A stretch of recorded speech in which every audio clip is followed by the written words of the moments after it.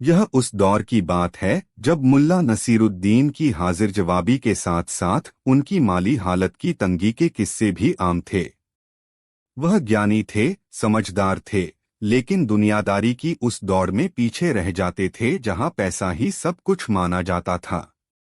उनके घर का चूल्हा जलता रहता था, पर अक्सर ऐसी नौबत आ जाती कि अगले दिन के आटे का जुगाड़ भी मुश्किल हो जाता। ऐसे ही एक तंगी के दौर में मुल्ला को 100 दीनार की तत्काल आवश्यकता पड़ गई। उनकी पत्नी ने उन्हें याद दिलाया कि घर में अनाज का आखिरी दाना भी खत्म हो चुका है और अगर आज कुछ इंतजाम नहीं हुआ तो कल बच्चों को भूखा सोना पड़ेगा। मुल्ला का दिल बैठ गया। उन्होंने अपने सभी दोस्तों और परिचितों के दरवाजे खटखटाए, लेकिन हर जगह से उन्हें निराशा ही हाथ लगी। किसी ने अपनी मजबूरी बताई तो किसी ने साफ इनकार कर दिया। हार कर मुल्ला नसीरुद्दीन ने शहर के सबसे अमीर लेकिन उतने ही शक्की और कंजूस साहूकार जलालुद्दीन के पास जाने का फैसला किया। जलालुद्दीन पैसा तो देता था, लेकिन ऐसी शर्तें रखता था कि कर्ज लेने वाला जिंदगी भर उसके चंगुल से निकल नहीं पाता था।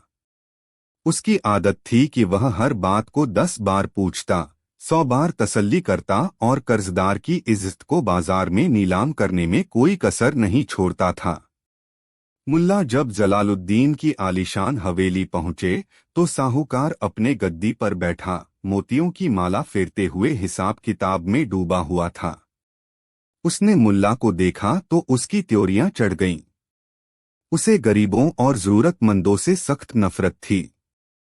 क्या काम है मुल्ला? उसने बिना नजर उठाए रूखेपन से पूछा। मुल्ला ने अपनी सारी झिझक को एक तरफ रखकर कहा, जलालुद्दीन साहब, मैं एक बड़ी मुसीबत में हूं। मुझे 100 दीनार की सख्त जरूरत है। मैं वादा करता हूं कि जैसे ही मेरे पास पैसे आएंगे मैं आपकी पाई पाई चुका दूंगा। जलालुद्दीन ने अपनी नजरें बही खाते से हटाईं और मुल्ला को ऐसे देखा जैसे वह कोई कीड़ा मकोड़ा हो। उसने व्यंग्यात्मक हंसी हंसते हुए कहा, वादा? मुल्ला, वादे तो हवा में उड़ जाते हैं। मैं हवा पर यकीन नहीं करता। मैं तो सिर्फ सोने और चांदी की खनक पर यकीन करता हूं। तुम्हारे पास गिरवी रखने के लिए क्या है? मुल्ला ने अपनी खाली जेबें टटोलते हुए कहा, मेरे पास गिरवी रखने के लिए कुछ भी नहीं है, सिवाय मेरी जुबान और मेरी इज्जत के। यह सुनकर जलालुद्दीन जोर से हंसा। इज्जत? अरे मुल्ला, बाजार में इज्जत की कोई कीमत नहीं होती। और रही बात तुम्हारी जुबान की, तो वह तो कैंची की तरह चलती है, उस पर कौन यकीन करेगा? मुल्ला का चेहरा अपमान से लाल हो गया, लेकिन वह चुप रहे। उन्हें पैसों की जरूरत थी। जलालुद्दीन ने कुछ देर सोचा। उसके दिमाग में एक शैतानी विचार कौंधा।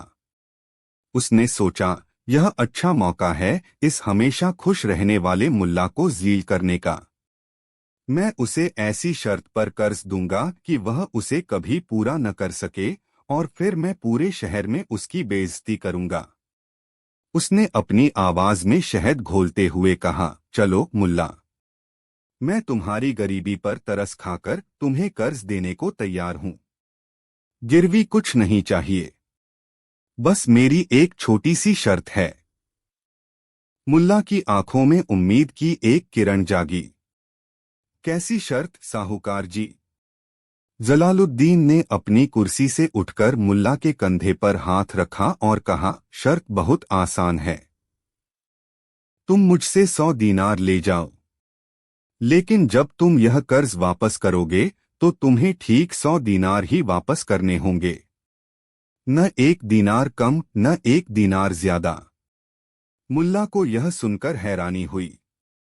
यह कैसी शर्त थी? आमतौर पर साहूकार ब्याज समेत पैसे वापस लेते थे, लेकिन यह तो कह रहा था कि उतने ही पैसे लौटाने हैं। इसमें भला क्या मुश्किल हो सकती है? उन्होंने पूछा, बस इतनी सी बात? इसमें क्या मुश्किल है? जलालुद्दीन कुटिलता से मुस्कुराया। हाँ, बस इतनी सी बात। लेकिन एक और छोटी सी बात है, तुम यह कर्ज कब वापस करोगे? 1 महीना, 2 महीना या 1 साल? मुल्ला ने सोचा और कहा, मैं कोई तारीख तो नहीं दे सकता, लेकिन जैसे ही मेरे पास पैसे होंगे मैं फौरन लौटा दूंगा। नहीं नहीं, जलालुद्दीन ने अपनी उंगली हिलाई। ऐसे काम नहीं चलेगा। मुझे एक पक्का वादा चाहिए। कोई ऐसी निशानी बताओ, कोई ऐसा दिन तय करो जब तुम पैसे लौटाओगे। मुल्ला सोच में पड़ गए। वह भविष्य के बारे में कैसे बता सकते थे? जलालुद्दीन ने खुद ही सुझाव दिया, चलो मैं तुम्हारी मदद करता हूं। तुम मुझे उस दिन पैसे लौटाना जब तुम्हारे चेहरे पर सबसे ज्यादा खुशी होगी। जब तुम्हारी जिंदगी का सबसे खुशनुमा पल आएगा, तब तुम मुझे मेरा कर्ज चुका देना। बोलो, मंजूर है? मुल्ला को यह शर्त बहुत अजीब लगी, लेकिन सीधी सादी भी। उन्होंने सोचा, जब मेरे पास 100 दीनार होंगे तो मैं खुश ही होऊंगा और जाकर कर्ज चुका दूंगा। उन्होंने शर्त मान ली। मंजूर है, उन्होंने कहा। जलालुद्दीन ने एक दस्तावेज तैयार करवाया जिस पर यह अजीबोगरीब शर्त साफ साफ लिखी थी, मैं मुल्ला नसीरुद्दीन यह इकरार करता हूं कि मैं साहूकार जलालुद्दीन से लिए गए 100 दीनार उस दिन वापस करूंगा जिस दिन मेरे जीवन में सबसे ज्यादा खुशी का मौका आएगा। मुल्ला ने उस पर अपने दस्तखत कर दिए। जलालुद्दीन ने 100 दीनार की थैली मुल्ला के हाथ में थमाई और उसके चेहरे पर एक शैतानी मुस्कान थी। वह जानता था कि उसने मुल्ला को एक ऐसे जाल में फंसा लिया है जिससे निकलना नामुमकिन है। मुल्ला खुशी खुशी घर लौटे और अपनी पत्नी को पैसे दिए। घर का चूल्हा फिर से जल उठा और बच्चों के चेहरे पर मुस्कान लौट आई।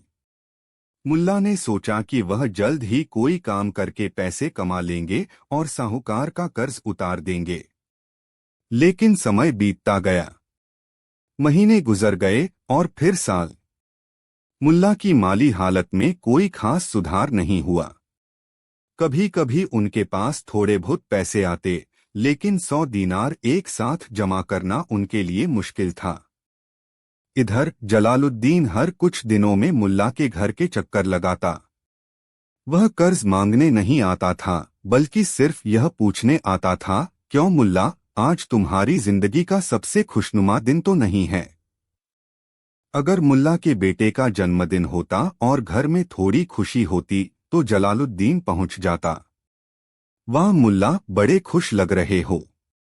लाओ मेरे पैसे, मुल्ला को कहना पड़ता। नहीं नहीं, यह तो बस छोटी सी खुशी है। सबसे बड़ी खुशी तो अभी आनी बाकी है।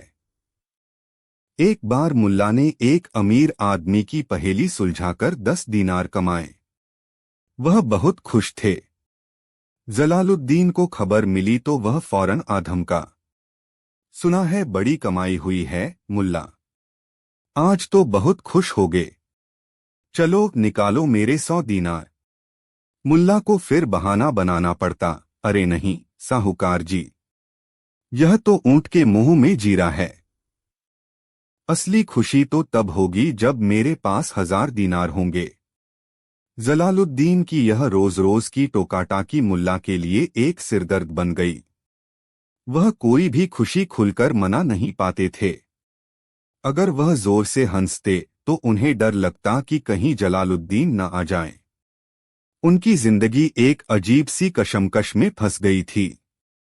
वह समझ चुके थे कि जलालुद्दीन ने उन्हें जानबूझकर इस शर्त में उलझाया है। साहूकार का मकसद पैसा वापस लेना नहीं, बल्कि मुल्ला को मानसिक रूप से परेशान करना और उनकी हर खुशी को छीन लेना था। वह चाहता था कि मुल्ला कभी यह स्वीकार ही न कर पाएं कि वह खुश हैं। एक दिन शहर के काजी के यहाँ एक बड़ा जलसा था, जहाँ शहर के सभी माने हुए लोग बुलाए गए थे। मुल्ला भी आमंत्रित थे। उसी सुबह जलालुद्दीन फिर आ गया। मुल्ला, आज तो बड़े जलसे में जा रहे हो, जरूर बहुत खुश होगे। आज तो तुम्हें मेरा कर्ज चुकाना ही पड़ेगा। मुल्ला तंग आ चुके थे। उन्होंने फैसला किया कि आज इस मामले को जड़ से खत्म करके ही रहेंगे। उन्होंने जलालुद्दीन से कहा, हाँ साहूकार जी, आप ठीक कह रहे हैं। आज शाम को काजी साहब के जलसे में आएगा। वहीं सबके सामने मैं आपका कर्ज चुका दूंगा। शायद आज ही मेरी जिंदगी का सबसे खुशनुमा दिन हो। जलालुद्दीन की आंखें चमक उठीं। उसे लगा कि आखिरकार उसकी चाल कामयाब हो गई। वह मुल्ला को सबके सामने शर्मिंदा करने का सपना देखने लगा। शाम को काजी का घर मेहमानों से भरा हुआ था। शहर का हर बड़ा आदमी वहां मौजूद था। मुल्ला नसीरुद्दीन भी वहां पहुंचे, लेकिन उनके हाथ में एक अजीब सी चीज थी, एक लंबा मोटा डंडा। लोग उन्हें देखकर हैरान हुए। जलालुद्दीन भी अकड़कर वहां पहुंचा और सीधे मुल्ला के पास गया। हाँ मुल्ला, लाओ मेरे पैसे, तुमने वादा किया था। मुल्ला ने जेब से 100 दीनार की एक थैली निकाली। उसे देखकर जलालुद्दीन की आंखें खुशी से फैल गईं। यह लीजिए साहूकार जी, मुल्ला ने कहा, आपके पूरे 100 दीनार। जैसे ही जलालुद्दीन ने पैसे लेने के लिए हाथ बढ़ाया, मुल्ला ने थैली पीछे खींच ली और अपने हाथ में पकड़ा हुआ डंडा उठाया और साहूकार की पीठ पर जोर जोर से बरसाना शुरू कर दिया। टपाक टपाक। यह क्या कर रहे हो? मार क्यों रहे हो? जलालुद्दीन दर्द से चिल्लाया। महफिल में हंगामा मच गया। काजी साहब अपनी जगह से उठ खड़े हुए। नसीरुद्दीन, यह क्या पागलपन है? तुम एक सम्मानित व्यक्ति को सबके सामने क्यों पीट रहे हो? मुल्ला ने डंडे बरसाना जारी रखते हुए कहा, काजी साहब, मैं तो बस अपनी शर्त पूरी कर रहा हूं। कैसी शर्त? काजी ने गुस्से से पूछा। मुल्ला ने एक पल के लिए रुककर हांफते हुए जवाब दिया, हमारी शर्त यह थी कि मैं कर्ज उस दिन वापस करूंगा जिस दिन मुझे जिंदगी की सबसे बड़ी खुशी मिलेगी। और यकीन मानिए, इस कंजूस, लालची और मक्कार साहूकार को अपनी आंखों के सामने पिटता हुआ देखने से ज्यादा खुशी मुझे आज तक किसी और चीज में नहीं मिली। यही है मेरी जिंदगी का सबसे खुशनुमा पल। अब मैं अपना कर्ज चुका सकता हूँ। यह कहकर मुल्ला ने 100 दीनार की थैली जमीन पर पड़े कराहते हुए जलालुद्दीन के सामने फेंक दी और बोले, यह लो अपने पैसे। शर्त पूरी हुई। एक पल के लिए पूरी महफिल में सन्नाटा छा गया। और फिर जैसे ही लोगों को मुल्ला की चतुराई समझ में आई, पूरा हॉल ठहाकों से गूंज उठा। यहां तक कि काजी साहब भी अपनी हंसी नहीं रोक पाए। जलालुद्दीन शर्मिंदगी और दर्द से कराह रहा था। उसे पैसे तो मिल गए थे, लेकिन साथ में ऐसी बेइज्जती और मार मिली थी जिसे वह जिंदगी भर नहीं भूल सकता था। उसे समझ आ गया था कि मुल्ला नसीरुद्दीन से चालाकी करना आग से खेलने के बराबर है। उस दिन के बाद जलालुद्दीन ने फिर कभी किसी गरीब को अपनी अजीबोगरीब शर्तों में फंसाने की कोशिश नहीं की। और मुल्ला नसीरुद्दीन, वह कर्ज से मुक्त हो चुके थे और उन्होंने पूरी दुनिया को यह दिखा दिया था कि जब जुबान और बुद्धि का सही इस्तेमाल किया जाए तो सबसे बड़े मकड़जाल को भी काटा जा सकता है। उनकी यह कहानी इस बात का सबूत बन गई कि कभी कभी न्याय करने के लिए डंडे का सहारा लेना भी जरूरी हो जाता है, खासकर तब जब खुशी की परिभाषा खुद तय करने का मौका मिले। कहानी 2। यह उन दिनों की बात है जब सूरज आग उगलता था और धरती किसी तपते तवे की तरह महसूस होती थी। दूर देश का एक नौजवान मुसाफिर, जिसका नाम करीम था, एक लंबे और थका देने वाले सफर पर निकला था। वह एक होनहार व्यापारी था और अपनी जिंदगी की सबसे बड़ी व्यापारिक संधि के लिए दूसरे शहर जा रहा था। उसके पास थोड़ा बहुत सामान था, कुछ सपने थे और बदन पर साधारण कपड़े। कई दिनों तक पैदल चलने के बाद उसका शरीर जवाब देने लगा था। रेगिस्तानी हवा के गर्म थपेड़ों ने उसके चेहरे को झुलसा दिया था और उसके होंठ प्यास से सूखकर पपड़ी बन गए थे। उसे एहसास हुआ कि अगर वह यूं ही चलता रहा तो मंजिल तक पहुंचना तो दूर, रास्ते में ही कहीं दम तोड़ देगा। उसे एक सवारी की सख्त जरूरत थी।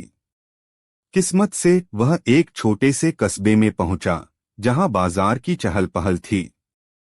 उसने लोगों से पूछा कि क्या कोई किराए पर सवारी दे सकता है। कई लोगों ने उसे एक नाम बताया, बखील चंद। बखील चंद उस कस्बे का सबसे अमीर आदमी था, लेकिन उसकी अमीरी उसके धन में नहीं, बल्कि उसकी कंजूसी की कहानियों में ज्यादा झलकती थी। लोग कहते थे कि वह मक्खी चूसने में भी उस्ताद था और अगर हवा पर टैक्स लगता तो वह सांस भी रोक लेता। उसके पास कई ऊंट, घोड़े और गधे थे, जिन्हें वह किराए पर देकर मोटी कमाई करता था। करीम उम्मीद लेकर बखील चंद के बड़े से, लेकिन पुराने और रखरखाव के बिना बने घर पहुंचा। बखील चंद बाहर आंगन में बैठा एक पुरानी रस्सी के रेशे सुलझा रहा था, ताकि उसे दोबारा इस्तेमाल कर सके। उसने करीम को ऊपर से नीचे तक देखा। उसकी फटी जूतियों और थके हुए चेहरे से उसकी आर्थिक स्थिति का अंदाजा लगा लिया। क्या चाहिए, नौजवान? उसने रूखी आवाज में पूछा, जैसे करीम उसका समय बर्बाद करने आया है। करीम ने अदब से कहा, जनाब, मुझे अगले शहर तक जाने के लिए एक सवारी किराए पर चाहिए। मैंने सुना है आपके पास बेहतरीन जानवर हैं। बखील चंद के चेहरे पर एक मक्कार मुस्कान तैर गई। उसने कहा, हाँ, है तो, लेकिन मेरा किराया बहुत ऊंचा है, तुम्हारे जैसे मुसाफिर के लिए नहीं। करीम ने गिड़गिड़ाते हुए कहा, मैं आपको मुंह मांगा किराया दूंगा, मालिक। बस मुझे एक सवारी दे दीजिए। यह सफर मेरे लिए बहुत जरूरी है।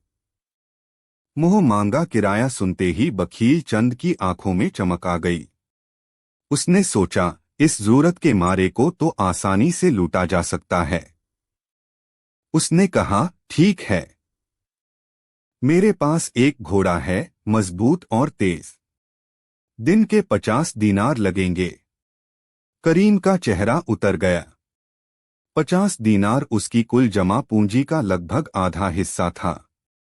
उसने कहा, यह तो बहुत ज्यादा है, जनाब। क्या कुछ कम नहीं हो सकता?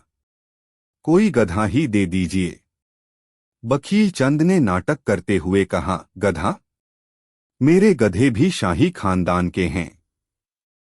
चलो, तुम्हारी मजबूरी देखकर मैं तुम्हें अपना सबसे बूढ़ा और सुस्त गधा सबूरी दे सकता हूं। उसका किराया सिर्फ 20 दीनार रोज का होगा। 20 दीनार भी ज्यादा थे, लेकिन करीम के पास कोई और चारा नहीं था।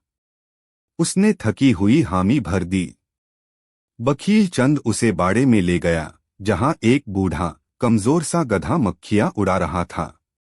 उसे देखकर ही लग रहा था कि वह मुश्किल से अपना बोझ उठा पाता होगा। करीम ने मन मसोसकर उसे स्वीकार कर लिया। जब करीम पैसे देने लगा तो बखील चंद ने उसे रोक दिया। 1 मिनट, उसने अपनी चालाक उंगली उठाते हुए कहा। सौदा साफ होना चाहिए। तुम सिर्फ इस गधे को किराए पर ले रहे हो। सिर्फ गधे को, समझे? करीम ने नासमझी से सिर हिलाया। जी, मैं समझ गया। मैं सिर्फ गधे को किराए पर ले रहा हूं। उसे इस बात में कुछ अजीब नहीं लगा। बखील चंद ने पैसे अपनी थैली में डाले और कहा, ठीक है, अब जाओ। लेकिन याद रखना, सौदा सिर्फ गधे का हुआ है। करीम उस बूढ़े गधे सुबूरी पर अपना सामान लादकर चल पड़ा। गधे की चाल इतनी धीमी थी कि करीम को लगा कि वह पैदल ही इससे तेज चल सकता था। लेकिन कम से कम उसे अपना सामान नहीं उठाना पड़ रहा था और धूप से बचने के लिए कभी-कभी वह खुद भी उस पर बैठ जाता था। दोपहर होते होते सूरज सिर पर आ गया। रेगिस्तान की गर्मी अपने चरम पर थी। दूर दूर तक कोई पेड़ नहीं था, कोई छांव नहीं थी। करीम का गला फिर से सूखने लगा और उसे चक्कर आने लगे। उसने फैसला किया कि वह थोड़ी देर आराम करेगा। उसने गधे को रोका। सूरज ठीक ऊपर था, इसलिए गधे की परछाई छोटी सी, गहरे रंग की, ठीक उसके नीचे बन रही थी। करीम ने सोचा कि इस आग बरसाती धूप में यह छोटी सी परछाई भी किसी जन्नत से कम नहीं है। वह गधे से उतरा और उस नन्ही सी परछाई में सिर छिपाकर बैठ गया, ताकि कम से कम उसके सिर को तो सीधी धूप से राहत मिले। वह अभी बैठा ही था कि उसे पीछे से एक कर्कश आवाज सुनाई दी, "ए नौजवान, ये क्या कर रहे हो?" करीम ने पलटकर देखा। बखील चंद हाफता हुआ उसके पीछे खड़ा था। करीम हैरान रह गया। आप आप यहाँ क्या कर रहे हैं?" बखील चंद ने गुस्से से कहा, "मैं यह देखने आया था कि तुम मेरे गधे का ठीक से ख्याल रख रहे हो या नहीं। और देखो, तुम तो मेरे सौदे की धज्जियां उड़ा रहे हो।" "कैसा सौदा?" करीम ने घबराकर पूछा। "मैंने तुमसे क्या कहा था?" बखील चंद चिल्लाया। "सौदा सिर्फ गधे का हुआ था, उसकी परछाई का नहीं। यह परछाई मेरे गधे की है, इसलिए यह मेरी है। तुम्हें इसे इस्तेमाल करने का कोई हक नहीं है। उठो यहां से।" करीम को अपने कानों पर यकीन नहीं हुआ। यह कैसी बेतुकी बात थी। उसने कहा, "लेकिन जनाब, यह तो सिर्फ एक परछाई है। और मैंने गधा किराए पर लिया है, तो जाहिर है।" बखील चंद ने उसकी बात काट दी, "जाहिर कुछ नहीं है। सौदा साफ था। तुमने गधे का किराया दिया है, परछाई का नहीं। अगर तुम्हें इस परछाई में बैठना है, तो तुम्हें इसका अलग से किराया देना होगा। 5 दीनार रोज। करीम का सिर चकरा गया। यह आदमी लालच और मक्कारी की सारी हदें पार कर रहा था। उसने बहस करने की कोशिश की, "यह अन्याय है। कोई परछाई का किराया कैसे ले सकता है?" "ले सकता हूं, क्योंकि यह मेरी परछाई है।" बखील चंद जमीन पर पांव पटककर बोला। "या तो 5 दीनार दो, या मेरी परछाई से दूर हटो और धूप में जलो।" थका हुआ, हारा हुआ और बेबस करीम जानता था कि इस वीरान रास्ते पर वह इस मक्कार आदमी से नहीं जीत सकता।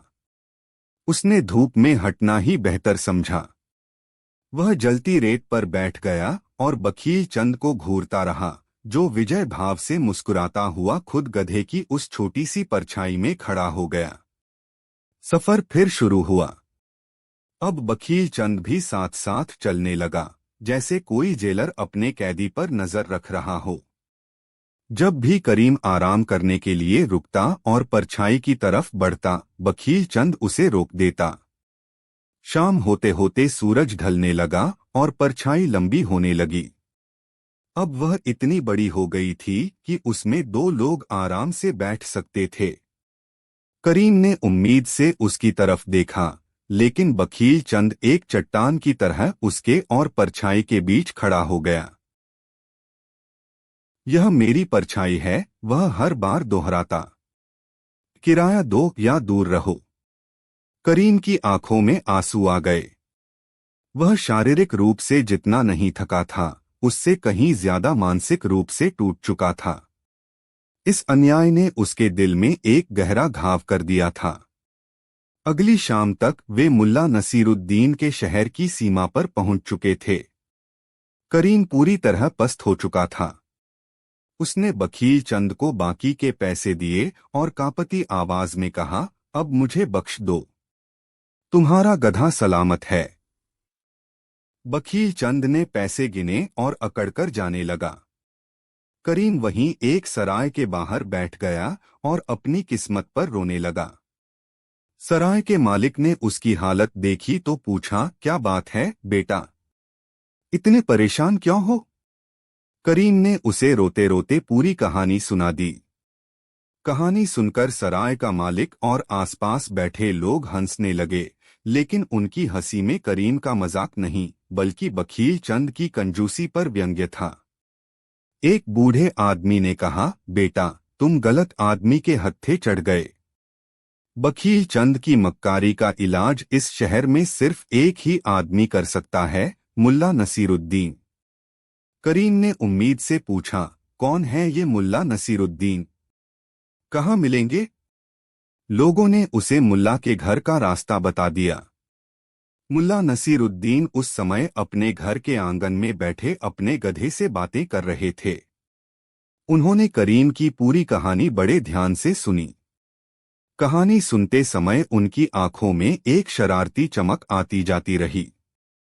जब करीम ने अपनी बात खत्म की तो मुल्ला ने अपनी दाढ़ी सहलाई और कहा, हम तो सौदा सिर्फ गधे का था, परछाई का नहीं।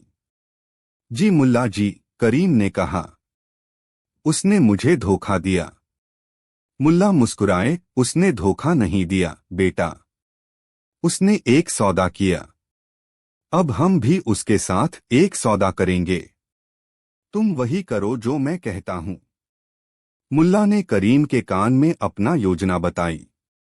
योजना सुनकर करीम की आंखें आश्चर्य से फैल गईं और उसके चेहरे पर मुस्कान आ गई।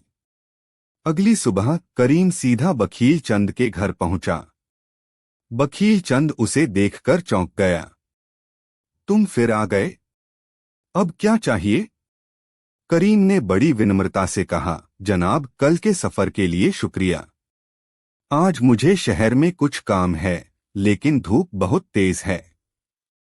मुझे आपका गधा नहीं चाहिए, मुझे सिर्फ उसकी परछाई किराए पर चाहिए। मैं आपको परछाई का किराया 10 दीनार देने को तैयार हूं। 10 दीनार? सिर्फ एक परछाई के लिए? बखील चंद की आंखें लालच से चमक उठीं। बिना जानवर दिए सिर्फ उसकी परछाई से कमाई। इससे अच्छा सौदा और क्या हो सकता था? उसने सोचा, यह लड़का बिल्कुल पागल है। उसने फौरन हाँ कर दी। जरूर जरूर, क्यों नहीं, सौदा पक्का। गधा मेरा, लेकिन दिन भर के लिए उसकी परछाई तुम्हारी। उसने करीम से 10 दीनार ले लिए। अब शुरू हुआ मुल्ला नसीरुद्दीन का असली खेल। करीम गधे के पास गया, लेकिन उसे छुआ तक नहीं। वह बस उसकी परछाई के साथ साथ चलने लगा। बखील चंद मुस्कुराता हुआ देख रहा था।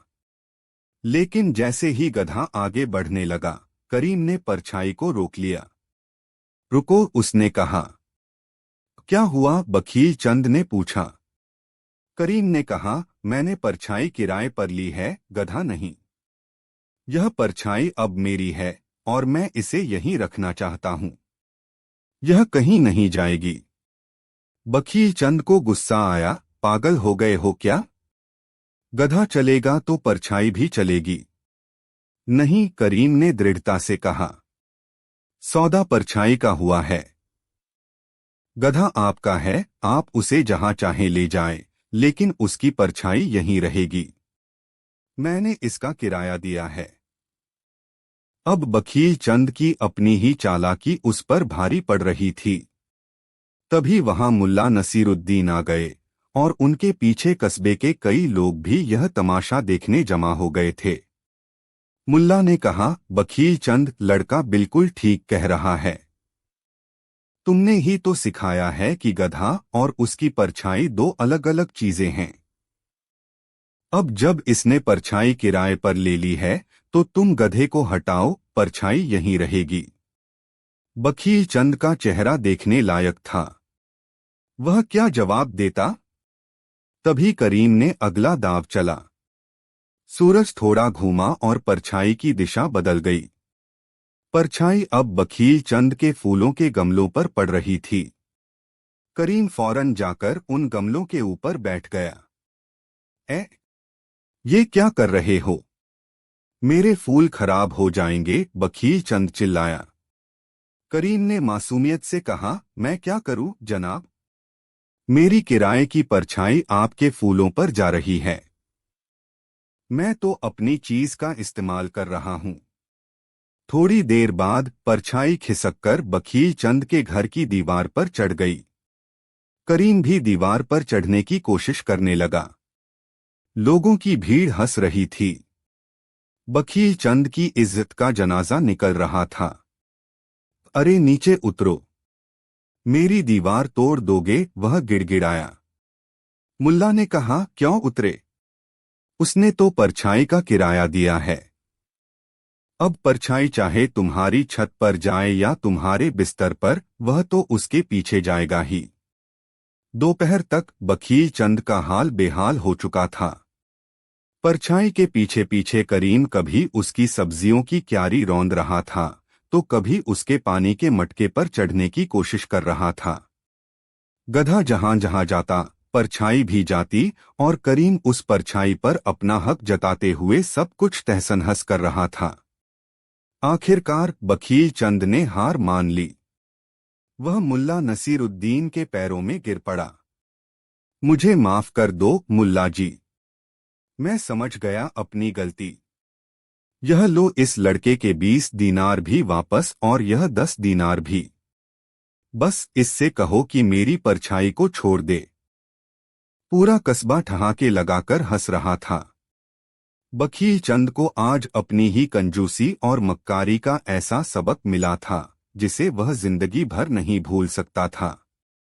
मुल्ला नसीरुद्दीन ने करीम के कंधे पर हाथ रखा और कहा, जो दूसरों के लिए गड्ढा खोदता है वह अक्सर उसी में गिरता है। लालच इंसान की अक्ल पर पर्दा डाल देता है, लेकिन सच्चाई की धूप उस पर्दे को जला ही देती है।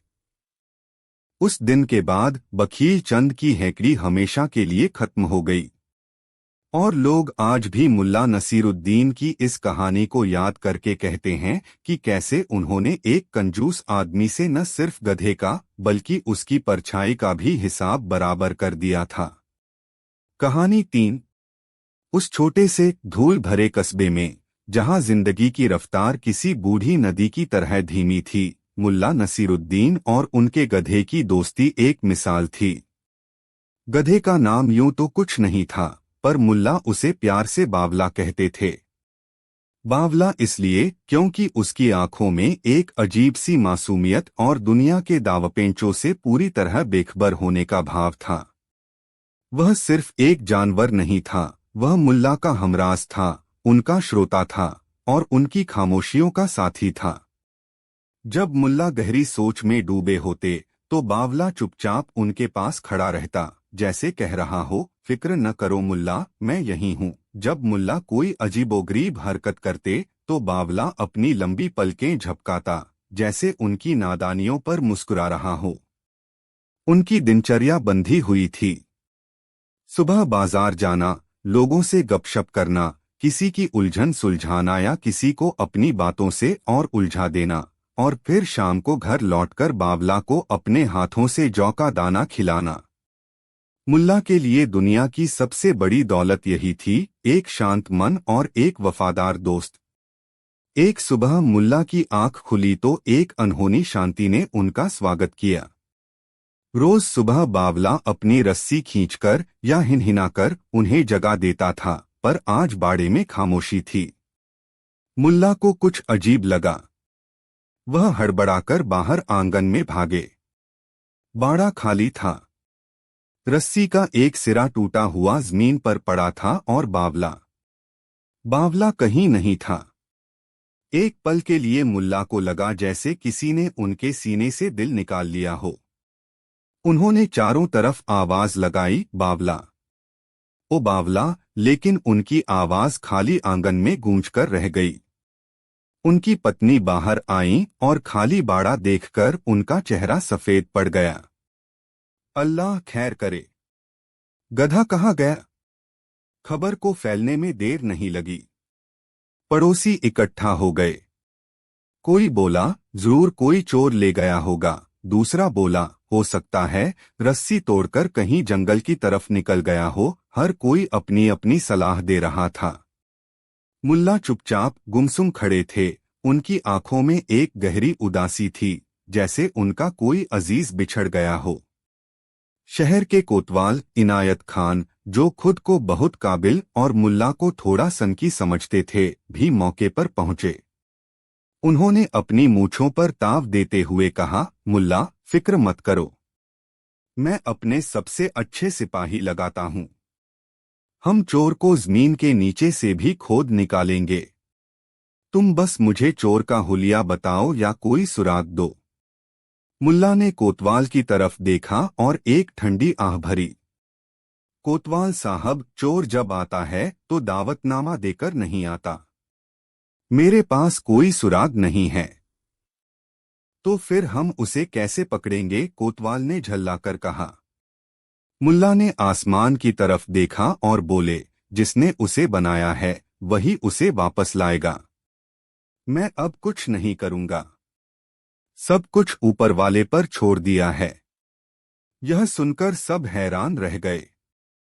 कोतवाल ने अपना सिर पीट लिया। यह आदमी पागल हो गया है। इसका गधा चोरी हो गया है और यह हाथ पर हाथ धरे बैठा है। गांव वाले भी कानाफूसी करने लगे। लगता है सदमे से मुल्ला का दिमाग फिर गया है। लेकिन मुल्ला का व्यवहार अगले कुछ दिनों में और भी अजीब होता गया। वह न तो गधे को ढूंढने निकले, न ही किसी से कोई मदद मांगी। इसके बजाय वह पहले से ज्यादा खुश और शांत नजर आने लगे। एक दिन वह बाजार में खड़े होकर जोर जोर से कह रहे थे, अल्लाह का शुक्र है, जो हुआ बहुत अच्छा हुआ। मैं तो ऊपर वाले का जितना शुक्रिया अदा करूं कम है। लोगों को अपने कानों पर यकीन नहीं हुआ। एक आदमी ने हिम्मत करके पूछा, मुल्ला जी, यह आप क्या कह रहे हैं? आपका प्यारा गधा चोरी हो गया और आप शुक्र मना रहे हैं? मुल्ला ने मुस्कुराते हुए जवाब दिया, मेरे दोस्त, शुक्र इसलिए मना रहा हूं कि जब चोर गधे को ले गया तब मैं उस पर सवार नहीं था। वरना सोचो, आज मैं भी गधे के साथ साथ चोरी हो गया होता। यह सुनकर कुछ लोग हंसे, लेकिन ज्यादातर को यकीन हो गया कि मुल्ला सचमुच अपना मानसिक संतुलन खो बैठे हैं। यह बात चोर तक भी पहुंची। वह कस्बे का ही एक गरीब आदमी था, कासिम। उस पर साहूकार का बहुत कर्ज था और उसे चुकाने का कोई रास्ता नजर नहीं आ रहा था। एक रात कमजोरी के एक पल में उसने मुल्ला का गधा चुरा लिया था, यह सोचकर कि उसे पास के गांव में बेचकर अपना कर्ज चुका देगा। जब उसने मुल्ला के अजीब बर्ताव के बारे में सुना तो वह हैरान रह गया।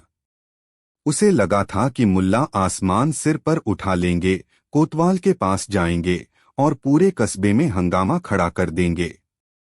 लेकिन यह शांति, यह शुक्र मनाना कासिम को अंदर ही अंदर बेचैन करने लगा। उसे लगा कहीं यह कोई चाल तो नहीं, या मुल्ला सच में इतने पहुंचे हुए फकीर हैं कि उन्हें दुनिया की चीजों का कोई मोह नहीं। उसके दिल में डर और अपराध बोध का एक छोटा सा बीज अंकुरित होने लगा। चौथे दिन मुल्ला ने एक बड़ी घोषणा की। उन्होंने कस्बे के सबसे बड़े चौराहे पर खड़े होकर ऐलान किया, मेरे भाइयों और दोस्तों, आने वाले जुम्मे शुक्रवार को शहर की जामा मस्जिद में एक खास दुआ का आयोजन किया जाएगा। मैं अल्लाह से अपने गधे के लिए दुआ करूंगा, लेकिन यह कोई मामूली दुआ नहीं होगी। उस रात ख्वाब में मुझे एक फरिश्ते ने दर्शन दिए और बताया कि चोर कौन है, लेकिन उसने मुझे उसका नाम बताने से मना किया है।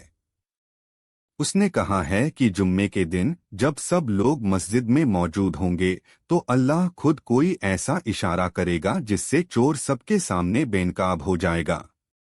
मैं आप सबसे गुजारिश करता हूं कि उस दिन मस्जिद में जरूर आए और इस करिश्मे के गवाह बने। यह ऐलान जंगल की आग की तरह पूरे कस्बे में फैल गया। अब हर किसी की जुबान पर यही चर्चा थी, क्या मुल्ला सच कह रहे हैं?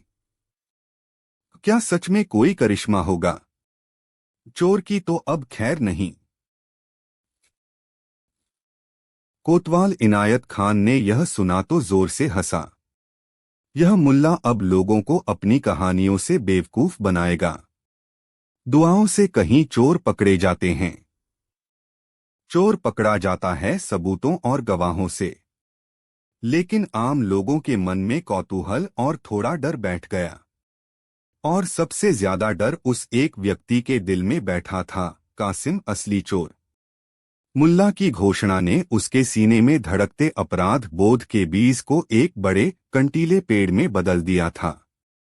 उसे रात रात भर नींद नहीं आती।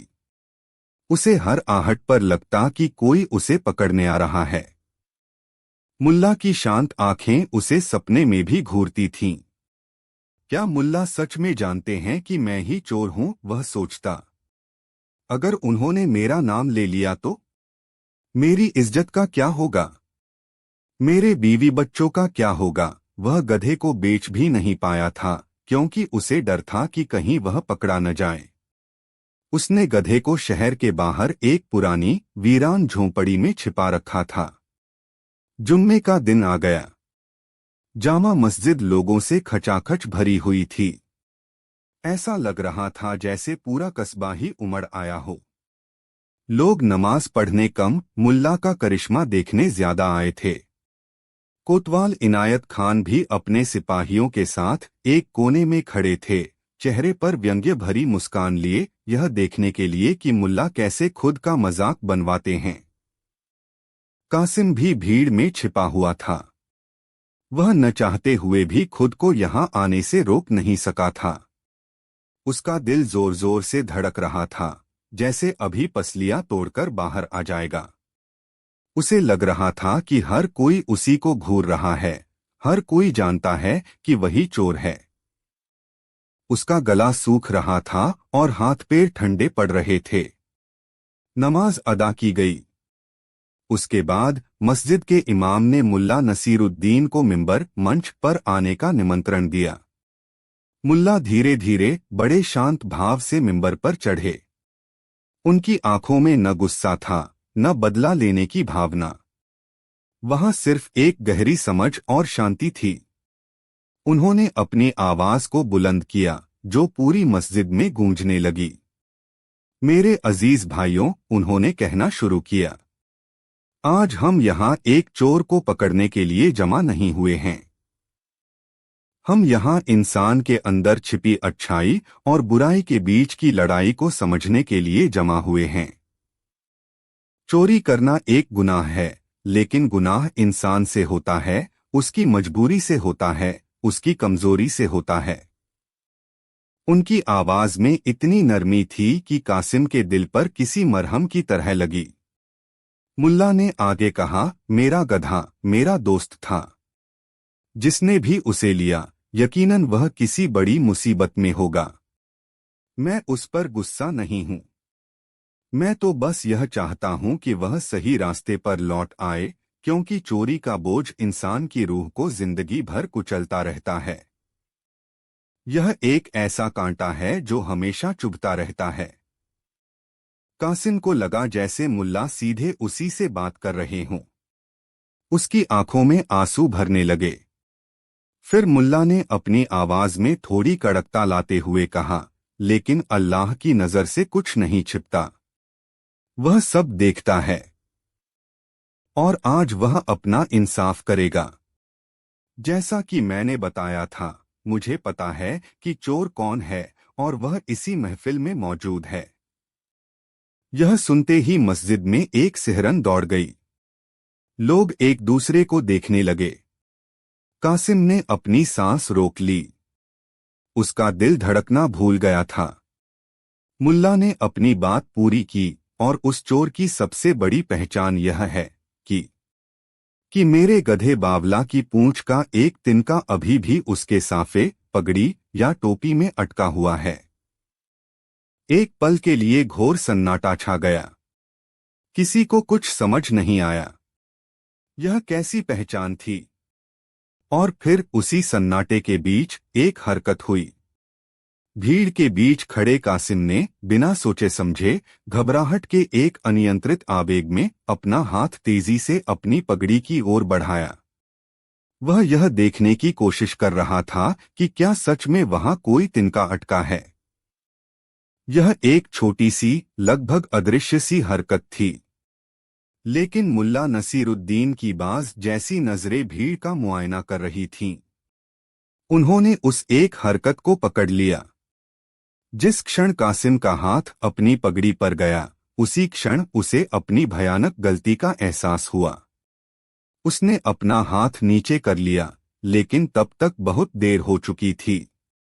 मुल्ला की आंखें सीधे उसकी आंखों में देख रही थीं। मुल्ला ने कुछ नहीं कहा।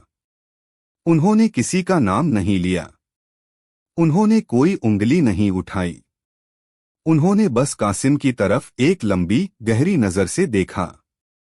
उस नजर में नफरत नहीं, बल्कि एक अजीब सी हमदर्दी थी, जैसे कह रही हो, देखा, तुम्हारे डर और तुम्हारे ज़मीर ने ही तुम्हें पकड़वा दिया।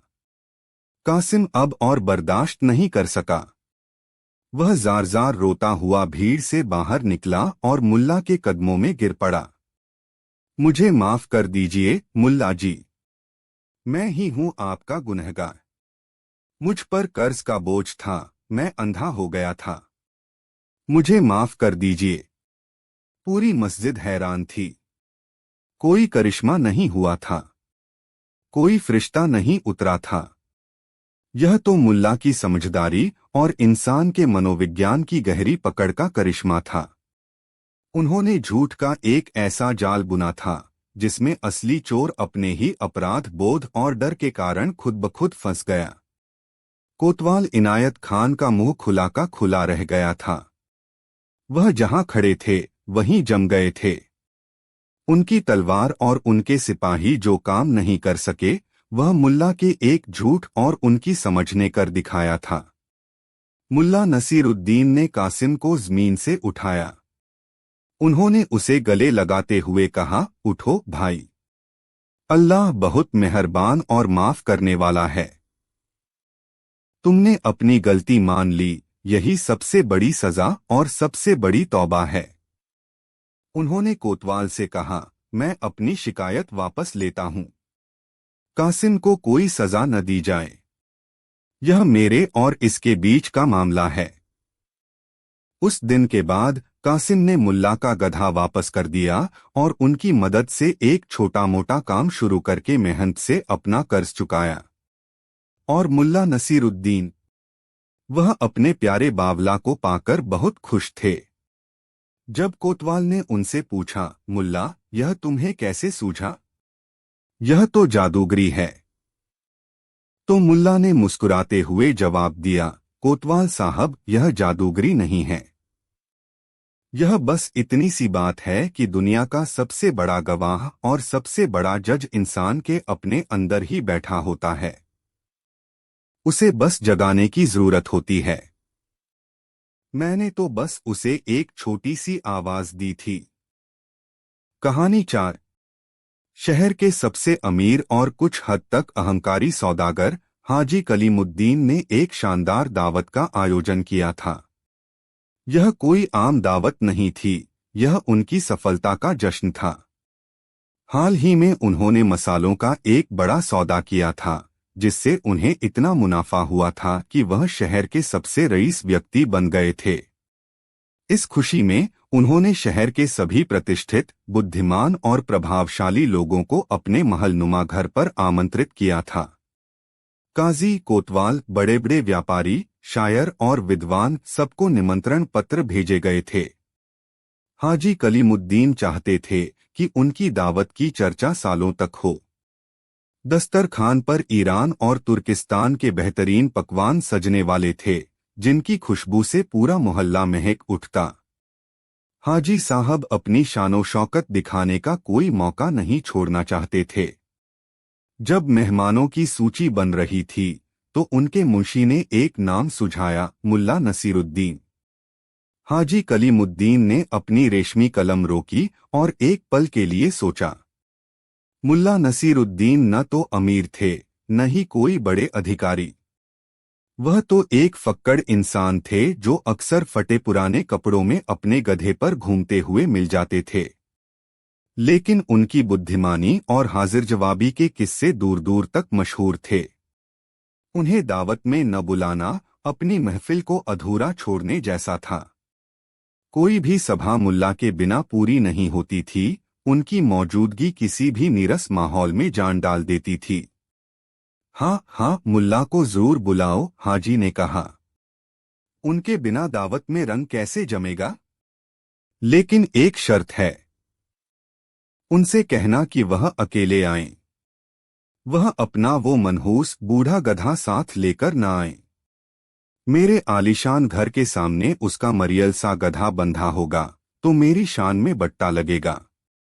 मुंशी ने सिर झुकाकर हामी भरी और एक खास निमंत्रण पत्र मुल्ला के लिए तैयार किया गया, जिसमें नीचे एक छोटी सी पंक्ति में विनम्रता से लिख दिया गया था, गुजारिश है कि आप अकेले तशरीफ लाएं। जब निमंत्रण पत्र मुल्ला नसीरुद्दीन के पास पहुंचा तो वह अपने गधे बावला के खुरों को साफ कर रहे थे और उससे दुनिया जहान की बातें कर रहे थे। उन्होंने पत्र पढ़ा और उनकी आंखों में एक शरारती चमक आ गई। उन्होंने वह खास पंक्ति भी पढ़ी और समझ गए कि हाजी साहब का असली मतलब क्या है। सुन रहा है बावला, मुल्ला ने गधे के कान में फुसफुसाया। हाजी कलीमुद्दीन हमें दावत पर बुला रहे हैं, लेकिन तुम्हें नहीं। उन्हें लगता है कि तुम उनकी शान के लायक नहीं हो। गधे ने अपनी लंबी पलकें झपकाईं, जैसे कह रहा हो उनकी शान। मुल्ला ने पत्र को अपनी जेब में रखा और फैसला किया कि वह इस छिपे हुए अपमान का जवाब अपने ही अंदाज में देंगे। दावत की रात आ गई। हाजी कलीमुद्दीन का घर जन्नते चिरागा बना हुआ था। रेशमी कालीन, चांदी के फव्वारे और फूलों की महक से पूरा माहौल शाही लग रहा था। शहर के सभी गणमान्य व्यक्ति अपने सबसे कीमती लिबासों में सजेधजे मौजूद थे। हर कोई हाजी साहब की दौलत की तारीफों के पुल बांध रहा था। मुल्ला नसीरुद्दीन भी समय पर पहुंचे, लेकिन वह उस तरह नहीं आए थे जैसी हाजी ने उम्मीद की थी। वह अपने सबसे अच्छे, साफ सुथरे लेकिन साधारण कपड़ों में थे और उनके चेहरे पर एक अजीब सी गंभीरता थी। उनके साथ उनका गधा नहीं था। हाजी कलीमुद्दीन ने दरवाजे पर उनका स्वागत किया और बनावटी मुस्कान के साथ कहा, आओ आओ मुल्ला जी, आपकी ही कमी थी। बहुत खुशी हुई कि आप अकेले आए। अंदर आइए। मुल्ला ने सिर हिलाया और महफिल में शामिल हो गए। लेकिन उनका व्यवहार आज बिल्कुल बदला हुआ था। वह खामोश थे। वह किसी से मजाक नहीं कर रहे थे, किसी की बात पर कोई चतुराई भरी टिप्पणी नहीं कर रहे थे। वह बस एक कोने में बैठ गए और चुपचाप सब कुछ देखते रहे। लोगों को यह बड़ा अजीब लगा। मुल्ला और इतने खामोश, जैसे सूरज पूरब के बजाय पश्चिम से निकल आया हो। कुछ लोगों ने उनसे बात करने की कोशिश की, लेकिन मुल्ला ने हुहा में जवाब देकर उन्हें टाल दिया। महफिल धीरे धीरे अपनी रंगत खोने लगी। जो हंसी मजाक और कहकहे मुल्ला की मौजूदगी में गूंजते थे, आज उनकी जगह एक बोझिल औपचारिकता ने ले ली थी। हाजी कलीमुद्दीन भी यह देखकर परेशान हो गए। उन्होंने मुल्ला को अपनी दावत का शोस्टॉपर समझकर बुलाया था, लेकिन वह तो किसी शोक सभा में आए मेहमान की तरह बर्ताव कर रहे थे। जब दस्तरखान बिछाया गया और लजीज पकवानों की खुशबू फैली, तब भी मुल्ला के चेहरे पर कोई रौनक नहीं आई। उन्होंने अपनी प्लेट में थोड़ा सा खाना लिया और बिना किसी रुचि के उसे खाने लगे। आखिरकार हाजी कलीमुद्दीन से रहा नहीं गया। वह मुल्ला के पास आकर बैठे और बड़ी नरमी से पूछा, मुल्ला जी, क्या बात है? आप आज इतने चुप चुप क्यों हैं? क्या हमसे कोई खता हो गई? क्या खाना पसंद नहीं आया? मुल्ला ने अपनी नजरें उठाईं और हाजी को देखा। उनकी आंखों में उदासी का भाव था। उन्होंने धीमी आवाज में कहा, नहीं हाजी साहब, आप बहुत मेहरबान हैं और खाना तो लाजवाब है। बात कुछ और है। तो फिर बताइए क्या बात है? हाजी ने उत्सुकता से पूछा। पूरी महफिल की नजरें अब उन पर टिक गई थीं। मुल्ला ने एक गहरी सांस ली और बोले, हाजी साहब, आज यहाँ आते हुए मेरे साथ एक बहुत ही दुखद और अजीब वाकया पेश आया। उसी की वजह से मेरा मन भारी है। सबके कान खड़े हो गए। कैसा वाकया मुल्ला जी? काजी साहब ने पूछा। मुल्ला ने अपनी कहानी शुरू की। उनकी आवाज में दर्द और हैरानी का ऐसा मिश्रण था कि हर कोई मंत्रमुग्ध होकर सुनने लगा। मैं जब आपके घर के लिए निकल रहा था, मुल्ला ने कहा, तो जैसा कि आपने हुक्म दिया था, मैं अपने गधे को घर पर ही छोड़ आया।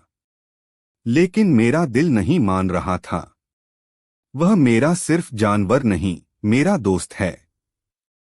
मैंने सोचा, दावत के बाद जो कुछ बचेगा उसमें से थोड़ा सा उसके लिए लेता जाऊंगा। बेचारा दिन भर मेरी सेवा करता है।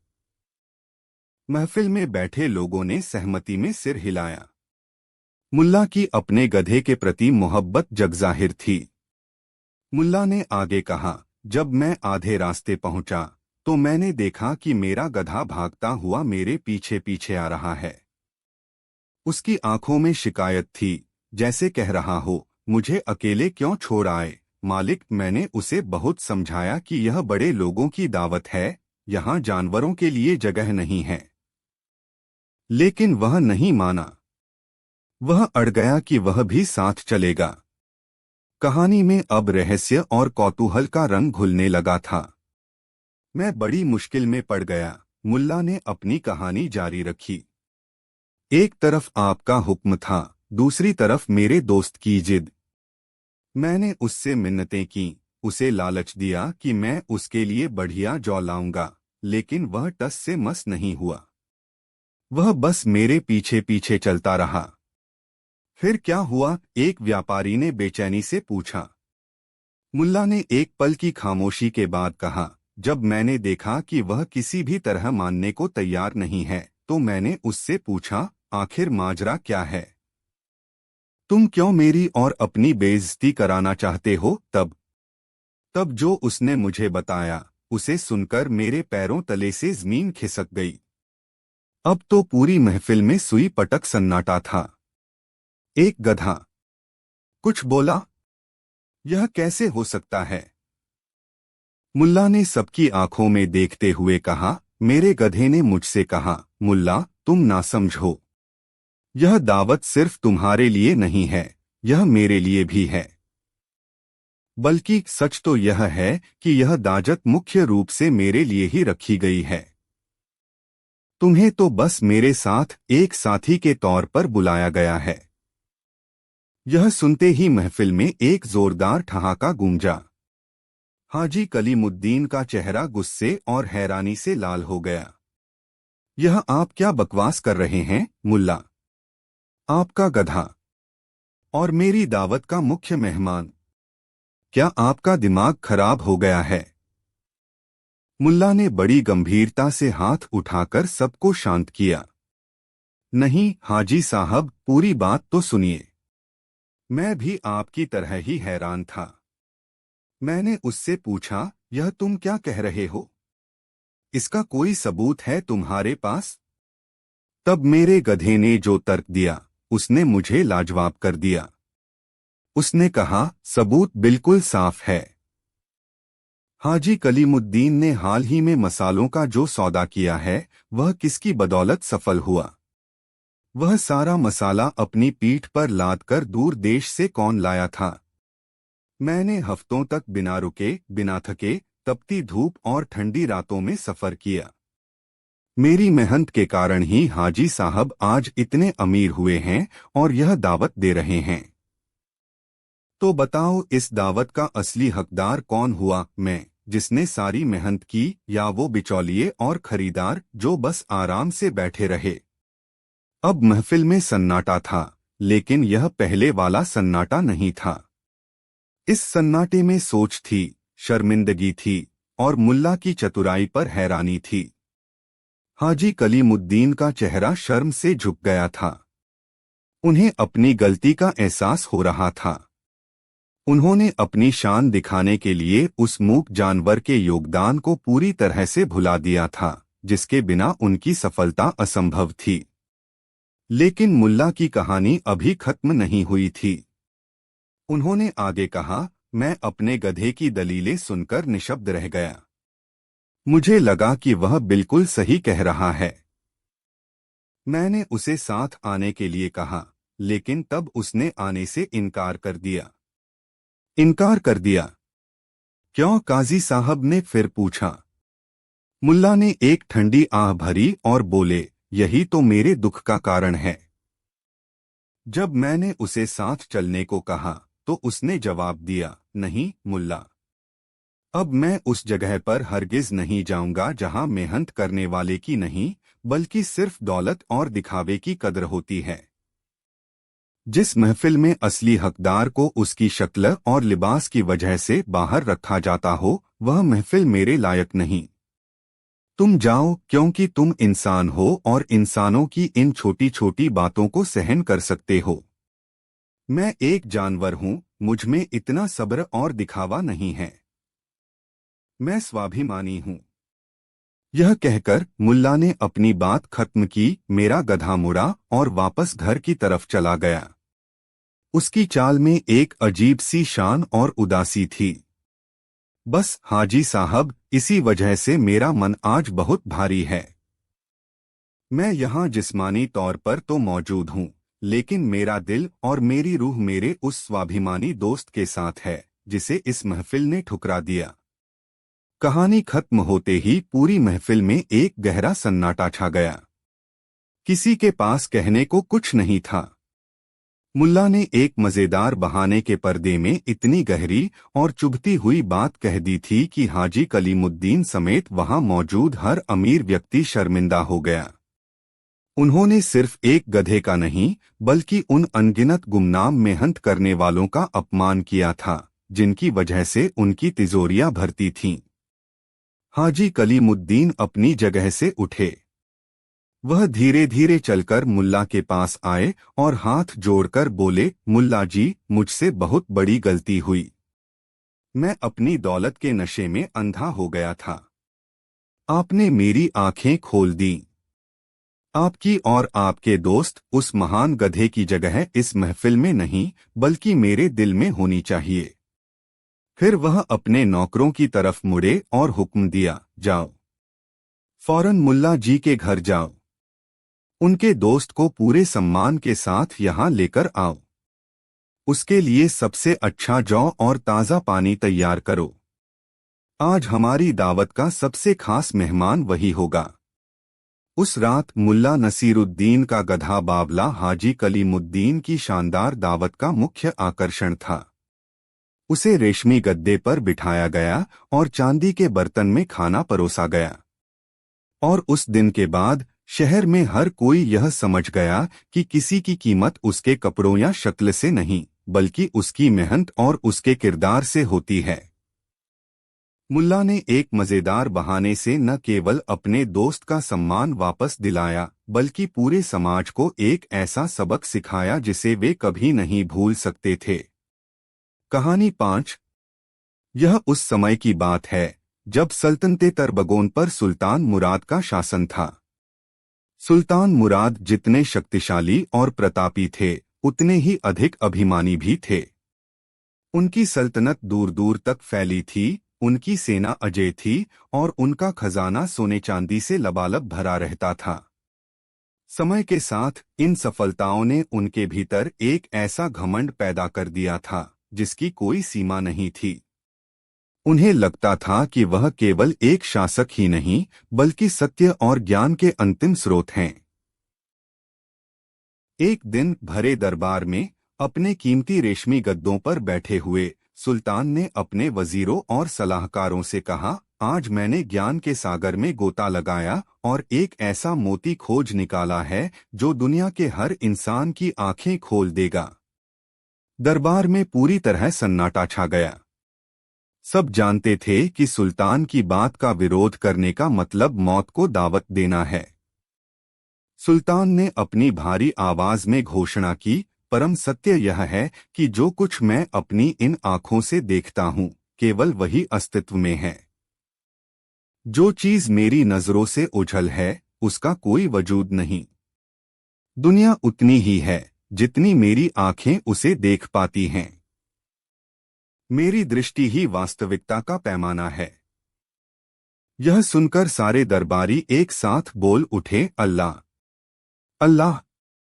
क्या गहरी सोच है जहां पनाह, आपने तो सदियों के रहस्य से पर्दा उठा दिया। आपकी आंखें नहीं, ये तो सत्य को तौलने वाली तराजू हैं। लेकिन यह प्रशंसा खोखली थी। हर कोई जानता था कि यह एक मूर्खतापूर्ण और अहंकार से भरी बात है।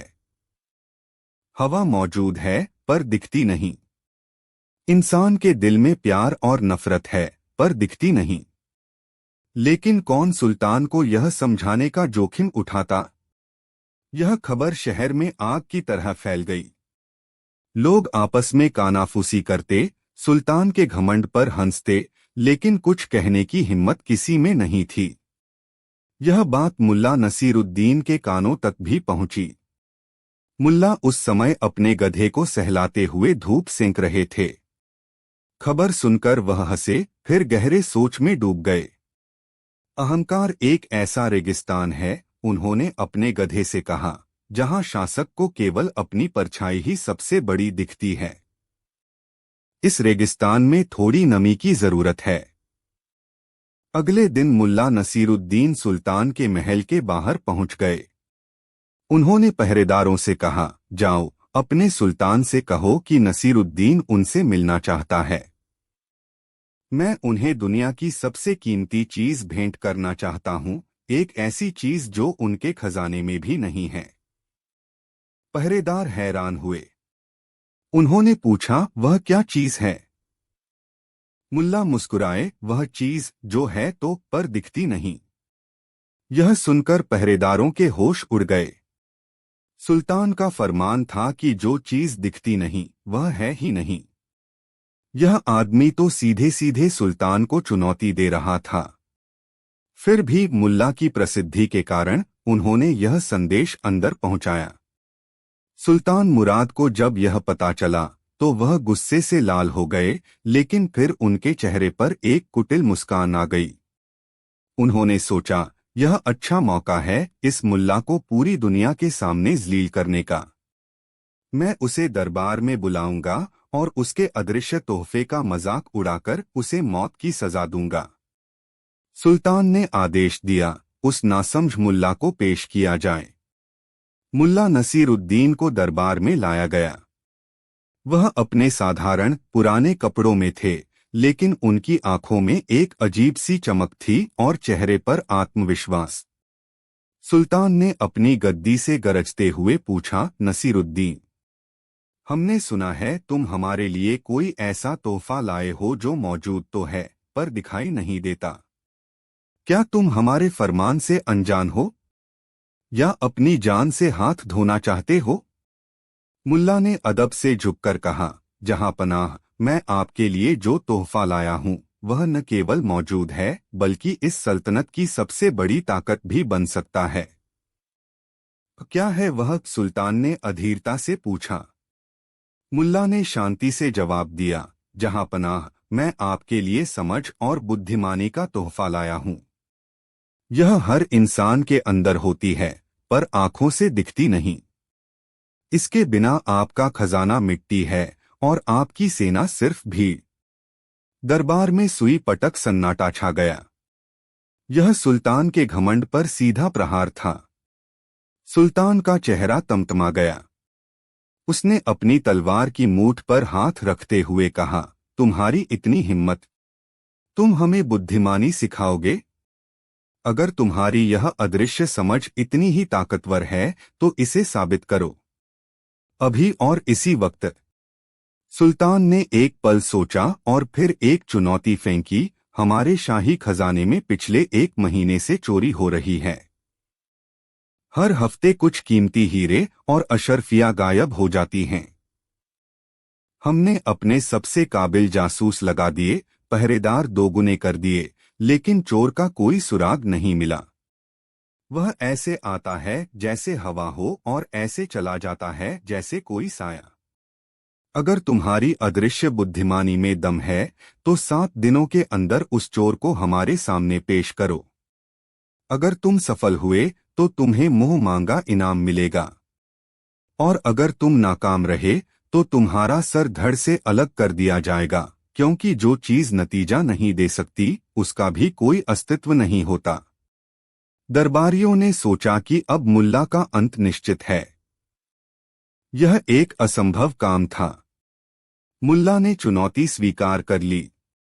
उन्होंने कहा, मुझे आपकी चुनौती मंजूर है जहांपना, लेकिन मेरी कुछ शर्तें हैं। इन 7 दिनों तक मुझे महल में कहीं भी आने जाने की आजादी होगी और कोई मुझसे सवाल नहीं करेगा। सुल्तान ने अहंकार से कहा, मंजूर है। जाओ और अपनी अदृश्य ताकत का प्रदर्शन करो, हम भी तो देखें। पहला दिन मुल्ला ने पूरा दिन शाही रसोई में बिताया।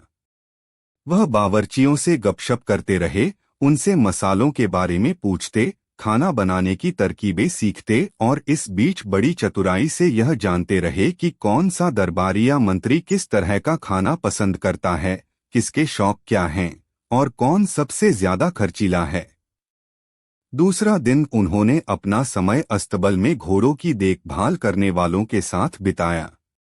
उन्होंने घोड़ों के बारे में बात की, लेकिन असल में वह यह देख रहे थे कि कौन सा सिपाही या अधिकारी अपने घोड़े से ज्यादा प्रेम करता है और कौन उसे केवल एक सवारी समझता है।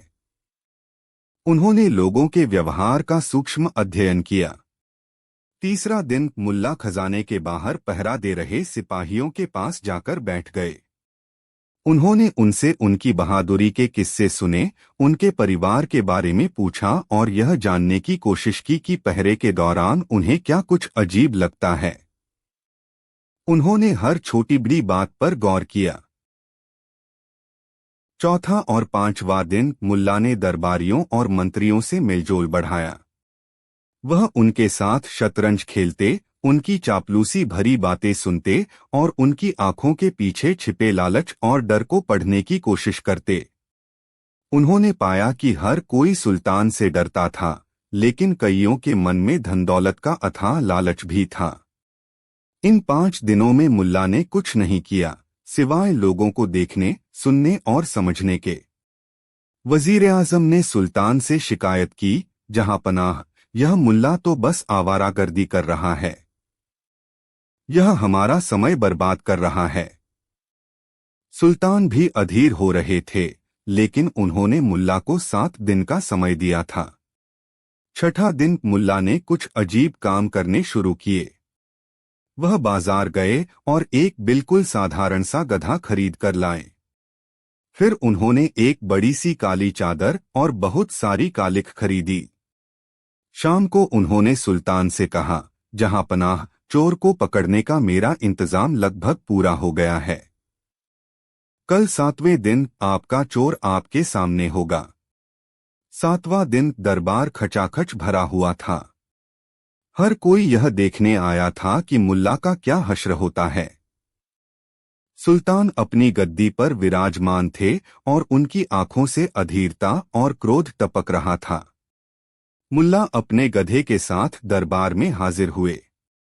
उन्होंने दरबार के बीचों बीच एक बड़ा सा तंबू लगवाया, जिसमें घना अंधेरा था। फिर मुल्ला ने घोषणा की, जहांपनाह, यह कोई मामूली गधा नहीं है। यह एक जादुई गधा है जो सच और झूठ को पहचानता है। मैंने इसकी पूंछ पर एक खास किस्म की कालिख लगा दी है। उन्होंने अपनी बात जारी रखी, अब खजाने से जुड़े हर व्यक्ति को, चाहे वह मंत्री हो, मुनीम हो या पहरेदार, एक एक करके इस अंधेरे तंबू में जाना होगा और इस गधे की पूंछ को जोर से पकड़कर बाहर आना होगा। जो निर्दोष होगा उसके साथ कुछ नहीं होगा। लेकिन जैसे ही असली चोर इसकी पूंछ को छुएगा, यह गधा जोर जोर से रेंककर पूरे दरबार को बता देगा कि चोर कौन है। यह सुनकर सब हैरान हो गए। जादुई गधा? यह तो कोई बच्चों का खेल लग रहा था। सुल्तान ने गुस्से में कहा, नसीरुद्दीन, यह क्या मजाक है? मुल्ला ने कहा, जहांपनाह, बस थोड़ा सब्र करें। मेरी अदृश्य बुद्धिमानी इसी गधे के जरिए काम करेगी। एक एक करके सभी लोग तंबू में जाने लगे। सबसे पहले खजाने का मुख्य पहरेदार गया। अंदर से कोई आवाज नहीं आई और वह बाहर आ गया। फिर मुनीम, सहायक और दूसरे सिपाही गए। हर कोई अंदर जाता, कुछ पल रुकता और चुपचाप बाहर आ जाता। गधा एक बार भी नहीं रेंका। सुल्तान का गुस्सा बढ़ता जा रहा था। आखिर में खजाने के सबसे बड़े मंत्री, वजीर माल, जिनकी ईमानदारी की कस्में खाई जाती थीं, तंबू में गए। वह भी कुछ देर बाद चुपचाप बाहर आ गए। गधा शांत रहा। जब सब बाहर आ गए तो सुल्तान अपनी गद्दी से उठे और चिल्लाए, नसीरुद्दीन, तुम्हारा नाटक खत्म हुआ। तुम्हारा जादुई गधा तो गूंगा निकला। एक भी चोर नहीं पकड़ा गया। अब तुम अपनी सजा के लिए तैयार हो जाओ। मुल्ला नसीरुद्दीन जरा भी नहीं घबराए। उन्होंने शांति से कहा, जहांपनाह, गधे का काम अभी खत्म नहीं हुआ है। असली परीक्षा तो अब है। कृपया आदेश दें कि सभी लोग अपनी हथेलियां मुझे दिखाएं। सुल्तान ने झल्लाते हुए आदेश दिया। सभी ने अपनी हथेलियां आगे कर दी। एक अजीब दृश्य सामने आया। वजीर माल को छोड़कर बाकी सबके हाथों पर कालिख लगी हुई थी। केवल वजीर माल के हाथ बिल्कुल साफ थे। दरबार में एक गहरा सन्नाटा छा गया। लोग समझ नहीं पा रहे थे कि यह क्या हो रहा है। मुल्ला ने अपनी आवाज बुलंद की और समझाया, जहांपनाह, जैसा कि मैंने कहा था, यह कोई जादुई गधा नहीं है। यह एक साधारण गधा है। जादू तो इंसान के मन में बसे डर और अपराध बोध में होता है। मैंने इसकी पूंछ पर कालिख लगा दी थी। मुझे पता था कि जो भी निर्दोष होगा, उसे अंधेरे में गधे की पूंछ छूने में कोई डर नहीं लगेगा और उसके हाथ में कालिख लग जाएगी। लेकिन जो असली चोर होगा, उसके मन में यह डर बैठ जाएगा कि अगर उसने पूंछ को छुआ तो जादुई गधा रेंक कर उसे पकड़वा देगा। इसलिए अपने पकड़े जाने के डर से वह पूंछ को छुएगा ही नहीं, बल्कि सिर्फ छूने का नाटक करके बाहर आ जाएगा। और जिसके हाथ साफ होंगे वही असली चोर होगा। मुल्ला ने वजीर माल की तरफ इशारा किया। इनके साफ हाथ गवाही दे रहे हैं कि इन्होंने ही डर के मारे गधे की पूंछ को नहीं छुआ। यही आपके खजाने के चोर हैं। यह सुनते ही वजीर माल का चेहरा पीला पड़ गया। वह कांपने लगा और सुल्तान के कदमों में गिरकर अपने गुनाह कबूल कर लिए। उसने बताया कि जुए की लत के कारण उस पर बहुत कर्ज हो गया था, जिसे चुकाने के लिए वह चोरी कर रहा था। पूरा दरबार मुल्ला नसीरुद्दीन की बुद्धिमानी देखकर दंग रह गया। उन्होंने किसी हथियार, किसी जासूस या किसी जादू का इस्तेमाल नहीं किया था। उन्होंने सिर्फ इंसान के मनोविज्ञान, उसके डर और उसकी सोच का इस्तेमाल किया था, ऐसी चीजें जो आंखों से दिखाई नहीं देती। सुल्तान मुराद अपनी गद्दी पर पत्थर की मूरत की तरह बैठे रह गए। आज पहली बार उन्हें एहसास हुआ कि दुनिया में ऐसी ताकतें भी हैं जो आंखों से नहीं दिखती, लेकिन बड़ी बड़ी सेनाओं और ऊंचे सिंहासनों से भी ज्यादा शक्तिशाली होती हैं। उन्हें अपनी घोषणा, जो दिखता है वही सत्य है, कितनी खोखली और मूर्खतापूर्ण लगने लगी। जब दरबार खाली हो गया तो सुल्तान ने मुल्ला नसीरुद्दीन को अपने पास बुलाया। उनकी आंखों में अब घमंड नहीं, बल्कि एक गहरी समझ और सम्मान का भाव था। उन्होंने कहा, नसीरुद्दीन, आज तुमने सिर्फ एक चोर को नहीं पकड़ा, बल्कि मेरे अंदर बैठे एक बहुत बड़े दुश्मन, मेरे अहंकार को भी पकड़ा है। तुमने मुझे सिखाया कि असली दृष्टि इन आंखों से नहीं, बल्कि समझ से आती है। जो चीज दिखाई नहीं देती, जैसे कि बुद्धि, डर, ईमानदारी और चरित्र, असल में वही दुनिया को चलाती हैं। सुल्तान ने आगे कहा, तुमने साबित कर दिया कि तुम्हारी अदृश्य बुद्धिमानी मेरे पूरे खजाने से ज्यादा कीमती है। मांगो, आज तुम क्या मांगते हो? मुल्ला नसीरुद्दीन मुस्कुराए और बोले, जहांपनाह, मुझे कुछ नहीं चाहिए। मेरा इनाम तो यही है कि सल्तनत के सुल्तान ने यह समझ लिया है कि दुनिया उनकी आंखों की देखी हुई चीजों से कहीं ज्यादा बड़ी और गहरी है। बस यह समझ हमेशा अपने साथ रखिएगा, यही मेरी गुरुदक्षिणा है। उस दिन के बाद सुल्तान मुराद एक बदल गए इंसान। वह एक अधिक विनम्र, बुद्धिमान और न्यायप्रिय शासक बन गए। वह फैसले लेने से पहले अपने सलाहकारों की सुनते, आम लोगों की तकलीफों को समझते और यह याद रखते कि सत्य हमेशा वह नहीं होता जो सतह पर दिखाई देता है। और मुल्ला नसीरुद्दीन, वह अपने गधे के साथ वापस अपने छोटे से घर लौट आए, यह जानते हुए कि उन्होंने एक बादशाह को वह सबक सिखा दिया था जो इतिहास की कोई किताब या कोई युद्ध नहीं सिखा सकता था। उन्होंने साबित कर दिया था कि सबसे बड़े घमंड को तोड़ने के लिए तलवार की नहीं, बल्कि समझ की धार चाहिए होती है। कहानी 6। अनातोलिया का वह कस्बा अपनी चहल पहल और बाजार के लिए मशहूर था। हर शुक्रवार को दूरदराज के गांवों से लोग यहां आते, अनाज, कपड़े, जानवर और तरह तरह की चीजें खरीदने बेचने। उसी कस्बे के बीचों बीच एक छोटा सा घर था जिसमें रहता था मुल्ला नसीरुद्दीन। मुल्ला अपनी अजीबोगरीब हरकतों, चतुर जवाबों और कभी कभी उलझन भरे फैसलों के लिए मशहूर था। लोग उसे कभी विदूषक समझते, कभी फकीर और कभी महान ज्ञानी। लेकिन एक बात सब मानते थे, मुल्ला जहां जाता वहां हंसी और हैरानी दोनों पीछे पीछे आती। मुल्ला के पास एक गधा था, दुबला पतला पर बड़ा काम का। वही गधा उसके बोझ ढोता, बाजार तक ले जाता और घर का साथी भी था। लेकिन वक्त के साथ वह बूढ़ा होने लगा। गधा अब पहले की तरह तेज नहीं दौड़ता था। कभी अचानक बैठ जाता, कभी मुंह से अजीब सी आवाजें निकालने लगता। पड़ोसी चिढ़ाते, मुल्ला, अब यह गधा तुम्हें कब्रिस्तान पहुंचाने लायक भी नहीं रहा। मुल्ला मुस्कराता और कहता, भाई यह बूढ़ा जरूर है पर मेरा साथी है। गधा इंसान से ज्यादा वफादार होता है। लेकिन भीतर ही भीतर वह सोच रहा था कि गधे को रखना अब बोझ है। चारा महंगा हो गया था और गधा काम के बजाय आराम ज्यादा करने लगा था। एक रात मुल्ला ने अपने आप से कहा, नसीरुद्दीन, तू भी अजीब है। खुद भूखा सोता है और इस बूढ़े गधे को चारा डालता है। क्यों न इसे बेचकर कुछ पैसे कमा लिए जाएं? आखिर बाजार में हर चीज बिक जाती है, तो गधा क्यों नहीं?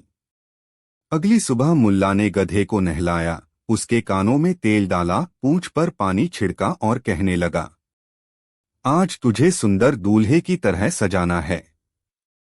तेरा असली रूप नहीं दिखाना, वरना कोई तुझे मुफ्त में भी न ले। गधे ने भी जैसे बात समझ ली, वह चुपचाप खड़ा रहा। बाजार खचाखच भरा था। मसालों की खुशबू, लोहे की खटखट, ऊंट और भेड़ों की आवाजें।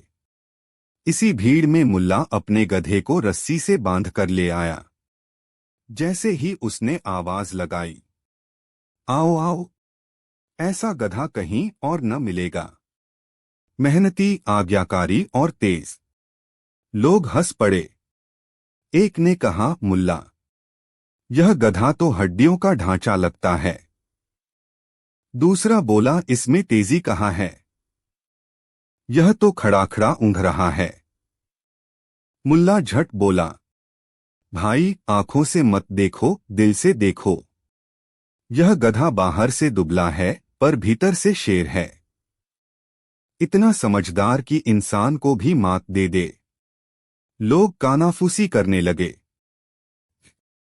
भीड़ में से एक अमीर व्यापारी आया। उसने गधे को घुमा फिरा कर देखा। मुल्ला, क्या सचमुच यह गधा काम का है? मुल्ला हंसकर बोला, जनाब, इस गधे में 3 खूबियां हैं। पहली, यह कभी रास्ता नहीं भूलता। दूसरी, इसे भूख कम लगती है। और तीसरी, यह इंसान की बातें समझता है। व्यापारी चौंका, इंसान की बातें समझता है? मुल्ला ने सिर हिलाया। हाँ, आप चाहें तो अभी परख लीजिए। इसे कहिए बैठ जा। यह तुरंत बैठ जाएगा। व्यापारी ने आदेश दिया, बैठ जा। गधा थोड़ी देर टकटकी लगाए खड़ा रहा, फिर अचानक वहीं बैठ गया। भीड़ तालियां बजाने लगी। व्यापारी हैरान, सचमुच बड़ा समझदार है। व्यापारी ने कहा, ठीक है, मैं इसे खरीदता हूं। कितने दाम लोगे? मुल्ला ने दाढ़ी सहलाते हुए कहा, जनाब, इतना अनमोल गधा है, इसकी कोई कीमत नहीं। पर चूंकि आप जिद कर रहे हैं, तो 50 सोने के सिक्के। व्यापारी चौंक पड़ा, 50 सोने के सिक्के? यह तो आधे ऊंट की कीमत है। मुल्ला बोला, ऊंट तो हर जगह मिलेंगे, पर इंसान की बातें समझने वाला गधा कहाँ मिलेगा? काफी मोल भाव के बाद सौदा 30 सोने के सिक्कों में तय हुआ। व्यापारी ने गधे की रस्सी थामी और खुश होकर बोला, आज से तू मेरा हुआ। घर पहुंचते ही व्यापारी ने गधे से कहा, चलो अब काम पर लगो। मेरा सामान बाजार तक ले जाओ। गधा हिला तक नहीं। व्यापारी ने फिर कहा, उठो, बोझ उठाओ। गधा वहीं बैठा रहा। व्यापारी गुस्से से चिल्लाया, अरे, तुम तो कहते थे यह इंसान की बातें समझता है। मुल्ला की कही बात उसे याद आई, इसे कहो बैठ जा, तो यह बैठ जाएगा। लेकिन मुल्ला ने यह नहीं बताया था कि इसे उठाने का तरीका क्या है। व्यापारी परेशान हो गया। उसने बोझ रखने की कोशिश की तो गधा जोर से ढेंचू ढेंचू करने लगा और भाग खड़ा हुआ। व्यापारी भागता भागता मुल्ला के पास आया। मुल्ला, तूने मुझे धोखा दिया। यह गधा न काम करता है, न चलता है, बस बैठा रहता है। मुल्ला शांत होकर बोला, भाई, मैंने झूठ कब कहा? मैंने तो कहा था कि यह इंसान की बातें समझता है। आपने कहा बैठ जा, तो यह बैठ गया। इसका मतलब है यह बहुत आज्ञाकारी है। व्यापारी गुस्से से बोला, तो इसे उठाने का तरीका क्यों नहीं बताया? मुल्ला हंसकर बोला, वह तो मालिक की समझदारी पर है। गधा समझदार है, पर हर बात वही नहीं बताएगा। भीड़ खड़ी थी, सब ठहाके मारकर हंसने लगे। अब व्यापारी और परेशान हो गया। उसने सोचा, चलो इसे खेत में बांध देता हूं, कम से कम घास तो खा लेगा। पर गधा खेत में घुसते ही फसल चरने लगा। व्यापारी भागा भागा फिर मुल्ला के पास पहुंचा। मुल्ला, यह गधा तो फसल बर्बाद कर रहा है। मुल्ला ने आंखें तरेरी। भाई, मैंने तो पहले ही कहा था, यह गधा इंसान जैसा है। इंसान भी वही करता है जो उसका मन करता है। तुमने सोचा था गधा चुपचाप काम करेगा, पर यह तो स्वतंत्र विचार वाला है। इसे बांधकर मत रखो, प्यार से समझाओ। व्यापारी पसीने पसीने हो गया। कुछ ही दिनों में व्यापारी तंग आ गया। गधा न बोझ ढोता, न खेत में काम करता। जब चाहे बैठ जाता, जब चाहे भाग खड़ा होता। लोग मजाक उड़ाने लगे। देखो देखो, व्यापारी ने सोने के सिक्कों से समझदार गधा खरीदा है, अब वही इसे सिखा रहा है। व्यापारी पछताने लगा। हाय, मैंने क्यों इस चालाक मुल्ला की बातों पर यकीन किया? यह गधा नहीं, मुसीबत है। आखिर व्यापारी मुल्ला के घर आया और बोला, मुल्ला, यह गधा मैं वापस करता हूं। मेरे पैसे लौटा दो। मुल्ला बोला, भाई, सौदा एक बार हो गया तो लौटाया नहीं जाता। यह बाजार का नियम है। व्यापारी गिड़गिड़ाया, कम से कम आधे पैसे लौटा दो। मुल्ला ने थोड़ी देर सोचा और कहा, ठीक है, आधे पैसे दूंगा, लेकिन शर्त यह है कि तुम सबको बताओगे कि यह गधा सचमुच समझदार है।